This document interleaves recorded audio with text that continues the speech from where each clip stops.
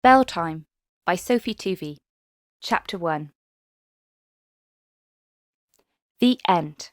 I type the final words with a flourish, then shout, "Yes!" Pressing play on my music app, Gloria Gaynor kicks in, so I leap to my feet and attempt to victory dance around my bar stool. 68,000 words of fairies, castles, and assassins. Done, baby! My dance move repertoire is limited, and I end up playing invisible maracas around my ears. Then I fist pump the lampshade, and the light bulb swings precariously, dust motes swirling through the air.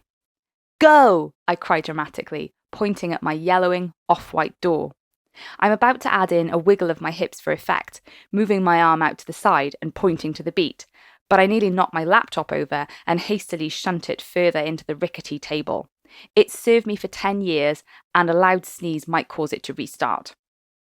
Danger averted, I grab my phone and snap a picture of my document screen, sending it to my WhatsApp VIPs. Katie, my sister, responds first.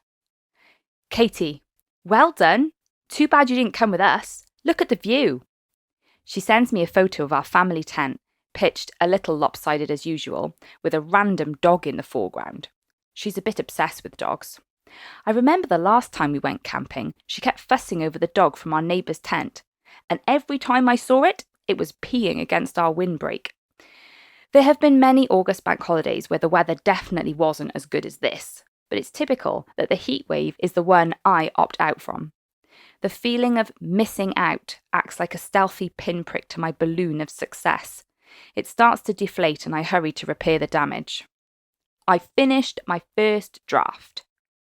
Yes, I've not gone anywhere all summer, and my flat is still in need of replastering, redecorating, demolishing and rebuilding, but I've achieved my goal and now there is a young adult fantasy novel that previously existed only in my head. Maybe if I'd gone camping, it would have rained anyway. My phone lights up. This time it's the WC Girls group. It's short for Widlock County Girls. But yes, we chose a toilet door sign for our icon, just to be cool. Over time, the group has dwindled to just me, Dina and Claire, the two friends I've held on to from school. They're both in London now, something I try not to feel jealous about. Dina, yes, you did it. Well done, Cassandra. Kiss, kiss. Dina's always joking that I'm like Jane Austen's wannabe sister. It's useful having friends who did A-level English, just so they appreciate period dramas. Claire, fantastic achievement, Jen. Can't wait to read it. Kiss, kiss. I smile and put my phone down on the table. The cursor on the laptop blinks at me like it can't quite believe it either. This is the first time I've finished a complete draft. I look out of my dingy flat window to see the bright blue sky. I'll be back in work tomorrow when the new school term starts, and then it'll probably rain for 6 weeks straight. I head outside for a walk in the not-so-scenic streets, determined to get at least a bit more vitamin D before the autumn kicks in. If there was a heat map of the world showing where I've made the most steps, Widlock would look like an inferno contained in a postage stamp, because I've pretty much lived here my whole life. It's weird when you're in a place which hasn't changed, but you've grown up and become someone else, or at least some modified version of yourself. It means that everywhere you walk, you tread on the offcuts of your past, and then you realise they're still part of the fabric of your life. When I see the salon where my mum used to work, I can still smell the sulphuric, throat-clogging mousse and feel the silky cover-up garment she would whip round me and fasten at the back of my neck. "Remember, I'm the only person allowed to touch your hair," she would say, wearing her own hair in her naturally tight curls and refusing me every time I asked for her to relax or straighten mine. She would style my afro curls, but she told me to take pride in my hair rather than wishing it was different. For a bleak moment, I wonder if my mum would have been proud of me now. What would she have said about my first draft? As an artist, she would have understood the uphill struggle of getting to this ending. If she had read it, would she see herself in the ethereal mother who disappears? There's no point thinking thoughts like this. Time to focus on happier things. I grin, remembering my cardboard cylinder package that arrived this morning. It makes going back to school tomorrow bearable. Just. Widlock County is a 1960s concrete monstrosity that brands itself as a high school when in reality it's a comp with more holes in the roof than the local golf course. It smells of bleach, the aggressive kind that chokes up your throat, and is somehow designed so that the smallest amount of natural light can filter through the grubby windows, making the harsh tube lighting a necessity. It makes my flat look half decent, the way that a moped makes a three-wheeled car look preferable. In England, a roof is essential for any transportation device because no one likes drowning. Besides that, you need an engine with more power than a clogged-up Hoover. There are barely any cars in the car park. I always like to arrive early on the first day of term. I walk on autopilot through the quiet corridors. I could probably do this blindfolded. I was a pupil here, and now I'm a teacher. My classroom is narrow, with enough desks for 15 students, so around half the usual size. There's a door at either end, the heavy type that swings open and crashes against the wall on the other side, and the walls are painted the same orange as Fanta. Between the draft and tiny radiators, the room always stays about 5 degrees colder than anywhere else. Yes, it actually used to be a corridor, but when your school has no money, desperate times call for desperate measures. I open my tube package and pull out the magic bullet for all my life problems. It's the perfect cat poster. Cute striped kitten with added 80s neon headband, arms stretched above its head, jumping off the ground with the word believe emblazoned across the top. It embodies my positive thinking philosophy and will goad my boss, Jeff. He says he's a realist. I say he's the dwarf whose name rhymes with dumpy. I unroll the shiny paper and smooth it into position on the wall, pressing my fingers over the lumps of blue tack. My classroom walls are jam-packed, but I'm giving this new addition a prime spot. This is how I cope as a young teacher in a struggling school. Cat posters.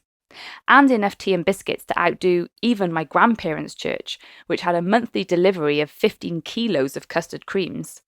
Given that they were a fairly small, tight community, that's a high ratio of packets per head, and for a biscuit which I personally feel has been long overrated. The door opens. Thinking it must be Jeff, I immediately spin around, waving jazz hands with a gleeful grin. Ta-da! It isn't Jeff. Standing well over 6 feet in an immaculate suit, blue pinstripe shirt and tie, a man stands in the doorway with the shocked look of someone who's just walked in on the Dinner Ladies fundraiser performance of Chicago. He's pale, perhaps the shock has blanched him. I quickly lower my arms and attempt to recalibrate. I haven't seen a good-looking guy on site since the fire brigade visited last term, due to the mischievous, that's Widlock code for delinquent, Year 7s who used Bunsen burners to melt a laminated wall chart of the periodic table. Sorry, I thought you were Jeff. I give what I hope is an endearing smile. Side note, my smile is often cited as one of my best features, thanks to several years of braces torture, but he doesn't return it. Instead, his grey eyes flicker from the cat poster to each of the other walls of my classroom. I've built up 5 years of colourful displays, which I think work with the bright backdrop quite well. I think that's lost on him though, judging by the way he's assessing them in a 3-second inclination of his head. Is this a classroom? He's got dark hair and the sort of lean frame that makes him look athletic, like a runner. New recruit for the PE department? PE teachers don't wear suits though. I blink. Yes, I'm Jen. I teach English.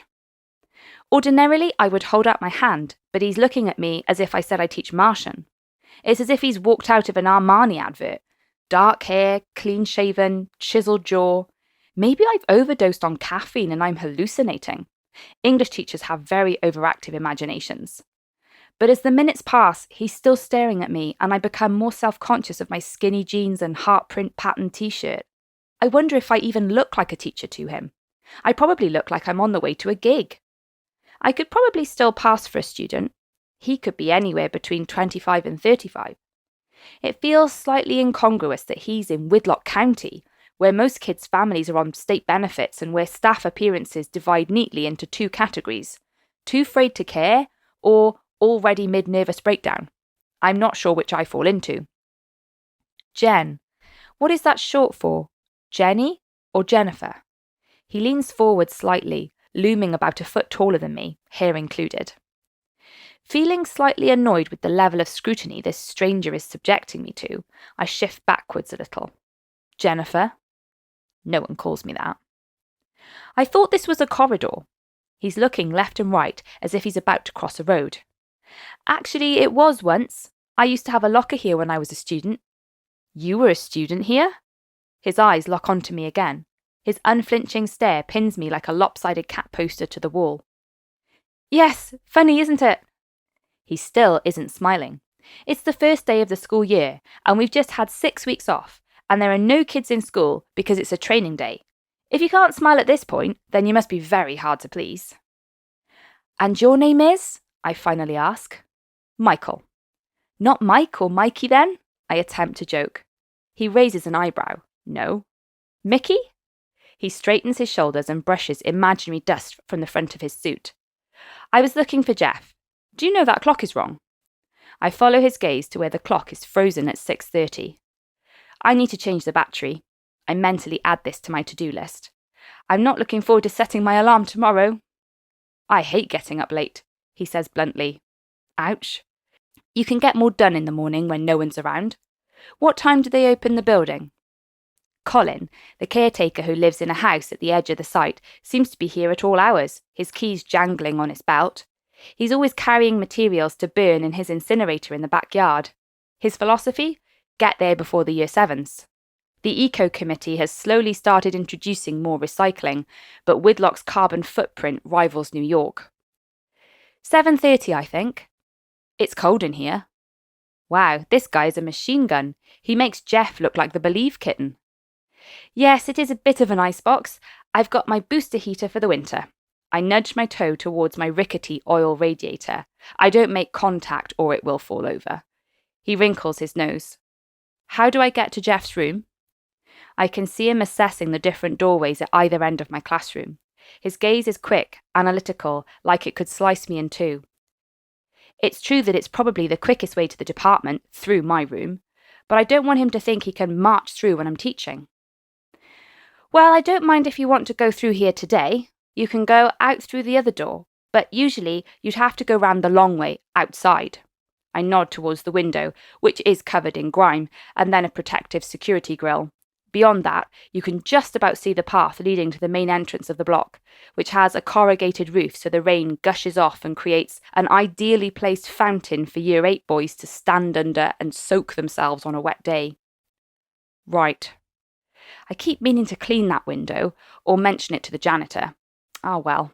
I give it one last appraisal, then turn back to find that Michael is striding towards the door and is gone before I can say anything else. I'm not sure what just happened, but I feel the heat of my cheeks with my palms. Maybe he's another emissary from Inspire to Achieve, the private company who are responsible for making sure our school doesn't get shut down. Hopefully he'll find Jeff, my head of department, ask a few pointless questions, then disappear and leave us to get on with the real work here. These suited professionals look polished, but are about as much use as a fire drill during your free lesson when it comes to turning a failing school around. I just want to do my job in my corridor-converted classroom that makes you feel like you've been tangoed, because it's all I've got. I guess I was hoping that by this stage in my life, I would have bought my own place and found a guy who was not either intensely obsessive or basically indifferent to me. Oh, and published a novel. Given that I rent a bedsit and the last date I went on was over a year ago, I'm not doing too well on these life goals. But I have spent many hours creating colourful, vibrant displays. It's the artistic gene I inherited from my mum. I wonder how many hours of my life I've spent in this room. A depressing amount. Last year was probably the second worst year of my life. No, make it the third worst. In first place, the year my mum died. In second place, the year before she died, when she left us to go to Jamaica. Then, last year, I moved into the bedsit, my school was put on the red list, and the head decided it was time to retire. So that's in third place in my rank order of worst years ever. It's no wonder I haven't been on a date. My own family probably needs to ID check me against my passport, because I've been buried under mounds of paperwork. So much of the support visits and checkups just sap all the joy out of teaching. When I look at my display boards with my favourite book covers fanning out like a rainbow, it lifts my spirits. And the cat poster, perfect. By this time next year, I will have saved enough for a deposit on a house with a garden. Maybe I'll get a real cat. Neither intensely obsessive nor basically indifferent, just someone for company. And I will have redrafted my story so that it's ready to send out into the world. I've got this. Believe.